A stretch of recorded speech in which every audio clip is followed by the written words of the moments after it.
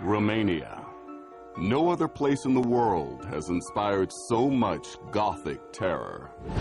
This is Dracula's realm. Was Bram Stoker's story based on dark superstitions still lingering in Romania's countryside? Was it the bloodlust of an... So, Bram Stoker, he started a novel whose main character was Count Vampire. So see, it's not Count Dracula yet. And he plays that story in Austria. Later on, he learned about Transylvania. Historians point out that Bram Stoker never set foot in Transylvania or anywhere else in Romania. But it seems that what he'd read about the region's traditions could have been inspiration enough. The Romanian people are very religious. They believe that after their death, they will either go to heaven or go to hell, depending on how they behaved during their life. Nearly 90% of Romania belongs to the Eastern Orthodox, the distant cousin of Roman Catholicism. But there are some major differences. In the Orthodox denomination, we don't have the purgatory. It's either one or the other. The Orthodox religion also teaches that in God's eyes, death is an unnatural event, the result of Adam and Eve's fall in the Garden of Eden. This means that a Romanian's relationship to death isn't as straightforward as just a spirit passing into God's realm. In some areas, people are very afraid of death, and they do everything to avoid death, even spooky rituals. One of the spookiest is a ritual known as the killing of the living dead, a grisly tradition still practiced today in the countryside. You would say that in Romania this is only history, but the truth is people still very solidly believe. 2 or 3 years ago in the south of Romania there was a case when the locals thought that one buried man is haunting the villagers. So they buried out the body, they took out his heart, they burned it, and from the ashes they made a potion, which everybody, every relative or everybody involved who was haunted had to drink from that potion. They said that this is the only way that they will escape the haunting. Mythical creatures of the undead are a familiar phenomenon in Romania's countryside.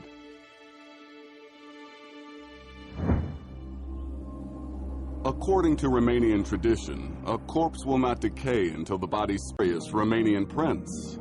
Or will we find Stoker's true inspiration in a journey to Dracula's lair itself? I believe almost every spooky creature ever existed probably lived here. We'll discover that fact is stranger than fiction in a search for a real has passed into heaven or hell. For this reason, Romanians dig up the bodies after an interval of 7 years. If the bones are white and clean, then the soul has entered into eternal rest.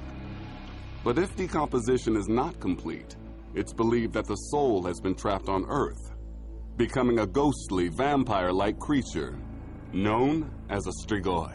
Usually it's a great sin that they have committed or that has been passed on from their parents. So they just stick somewhere caught between heaven or hell, come back to the earth and torture their families, relatives, the whole community. Like Dracula, the strigoi is a predator. But unlike Dracula, a strigoi doesn't suck blood. According to the Romanian tradition, a strigoi can steal the milk from cows, could cause impotence, destroy harvests, and of course pretty much torture everyone he will encounter. The Strigoi's ghostly figure lurks like Dracula in the realm of the undead. You always feel that somebody's following you. You begin to be scared, and that feeling never goes away from you. Even in the daylight, you hear voices, you hear people talking, you don't know who they are, you hear people moving, you don't see anything there. You cannot walk alone, you cannot sleep, you dream very bad things. And killing a strigoi seems eerily similar to slaying Dracula. All over our country there are so many rituals to help prevent the strigoi to kill him, or better said, to set the soul free. Most of them include decapitation, burning, or, of course, putting a wooden stake through the heart. Now, in all these practices, garlic, the cross, holy water, basil is used. Today, most of these ritual killings are performed in secret. But some groups, like Transylvania Live, will recreate the ritual, giving a glimpse into the traditions that could have inspired Dracula. Our ritual is a very interesting one. We surround a coffin, the body of the strigoi is in it. This mysterious ritual has been practiced since ancient times. A vampire on mysterious journeys, the hunt for Dracula.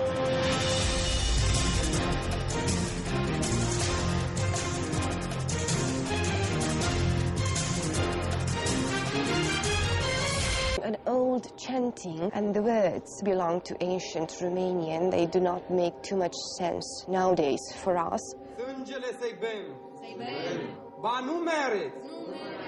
They are all related to strigoi, basically telling us that the evil spirit should go and reach another state, go to heaven, for example, or even go to hell, but just stop torturing the relatives, the family, or the community itself. Each part of the ceremony is filled with religious symbolism.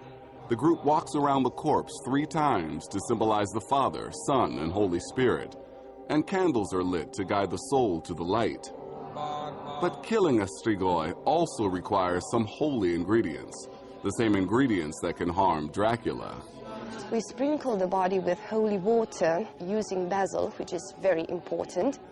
It has a major religious importance for our culture. It is used to prepare holy water. We place garlic into the undead, into the strigoi's mouth. Garlic is very important, not only in the Romanian culture, but worldwide. So here you have it, a great salad, incense and garlic, great for evil spirits. Perhaps the ceremony's grand finale is the most legendary part, especially for those who know the end of Dracula. After the incantation, we put a wooden stake through his heart. Romanian superstitions could have bled into the creation of Bram Stoker's Dracula. But what if the character of Dracula can be traced back to an actual person? Coming up, Romania's Black Prince and his blood sacrifice. And then, the birth of the real Dracula.